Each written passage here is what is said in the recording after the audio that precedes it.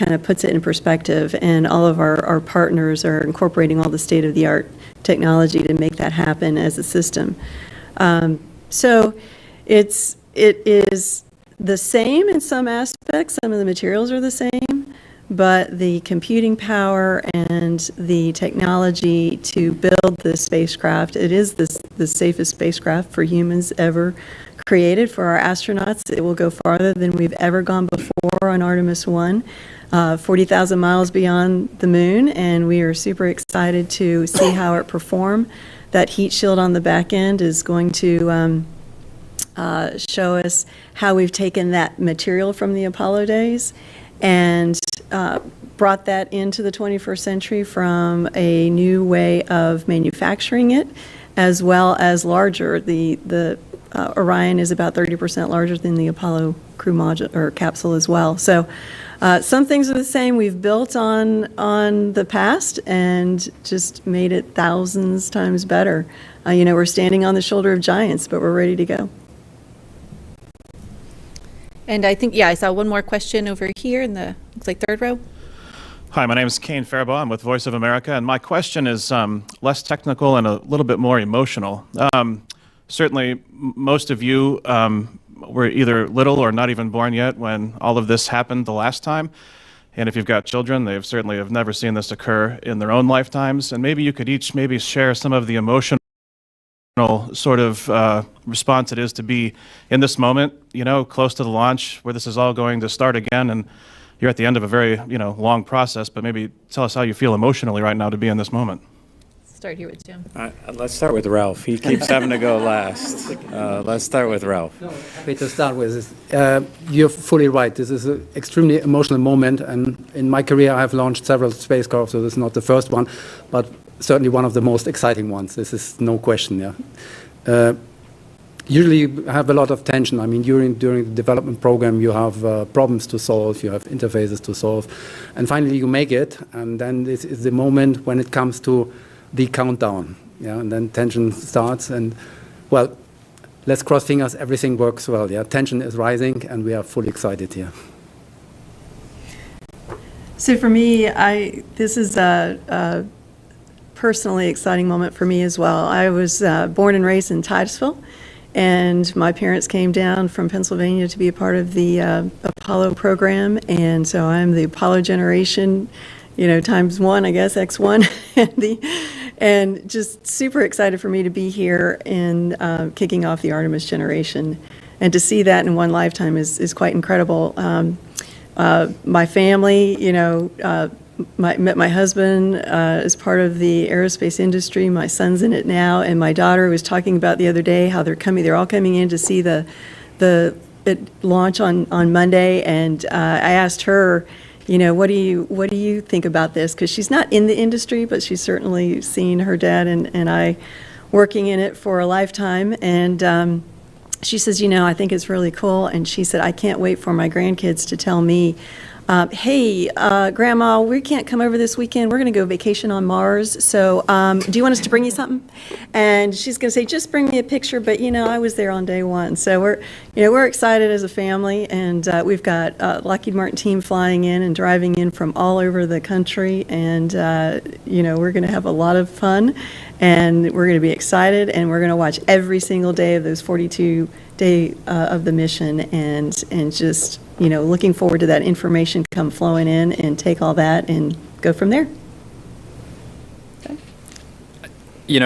It's really mixed for me. I feel so much for the teams having gone through this to a smaller scale for 6 years, trying to get back to space station, and now the amount of time, the amount of people have spent significant parts of their career already to get this rocket to the pad, and I'm just so happy for them and excited for the nation, for the globe to be going back to the moon, and then hopefully beyond to Mars in the not too distant future. So it's a little odd for me being on the other side of it, not in quarantine at crew quarters, getting ready to go fly the rocket, but just have ultimate confidence in this team And, looking forward to seeing some of my friends get to fly this rocket in the very near future. So just exciting, and just want to tell everybody, just live in this moment. This is a big, big deal. Take it all in and enjoy it the next few days. It's going to be fun. For me personally, a little over 4 years ago is when I joined the program, and so I moved my family to New Orleans at the Michoud Assembly Facility. My family got to experience all the challenges. They got to hear from me about all the challenges that we were going through, and so I can't even put words into it of how I feel. It's unbelievable. And I'll tell you, the team out at MAF, their energy level is to the nth degree. I remember when we rolled out on January 8th of 2020, the first core stage going to Stennis, and it was electrifying. And then when we completed Hot Fire, it was amped up a bit. And then when we got it here and we passed Wet Dress, again up. Now, everyone is taking it in the moment. We've got lots of teammates coming out this way to watch it. We're making sure for those folks, those teammates that could not make it out here, we've got a watch party at the factory ready for them to go and celebrate the huge accomplishments they've had. We went in through this COVID, 2 years of COVID and trying to get through that obstacle. Anyone that knows Louisiana, the past couple years we've been hit with hurricane after hurricane after hurricane, and this team, no matter what, with their homes with no power and no running water, still was coming into work and making sure the mission was going to happen. So couldn't be prouder of the team, and the energy is just, you can't even explain it in words. Yeah, for me, I grew up in South Florida, so I've been around launches, and I was always fired up about that. This experience is extremely gratifying, to know that you're part of, really the start of, something big, something that, historically significant, deep space exploration. And what makes it more significant, more meaningful for me is being able to share the experience with my family. With my wife and our 4 kids. I think they're as excited as I am, and so that's just great to see the excitement. So I was a young boy laying in the floor watching Neil Armstrong and Buzz Aldrin stepping out on the moon, and I remember rolling over and telling my parents that's what I want to do someday. So that motivated me to go to engineering school, to get 2 degrees, to get into the NASA world just as quickly as I could after graduation. I'd like to say I wasn't born in Huntsville, but I got there as fast as I could. So, but anyway, this is our Apollo. That's really what it is.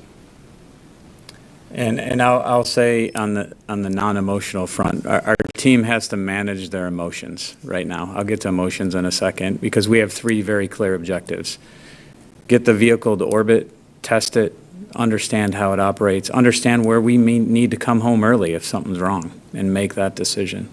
We have to get it to orbit and test it. We have to test the heat shield coming back, and we have to recover the vehicle.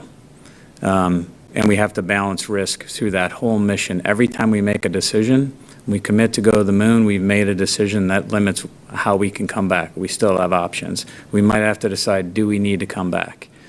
And beneath all of that is this incredible pride that people have in what they've done, in what their families have given up, in what they've given up. People have lost marriages to this program, right? People have given up hobbies that they've had their entire lives because this business is absolutely crazy fun to be in.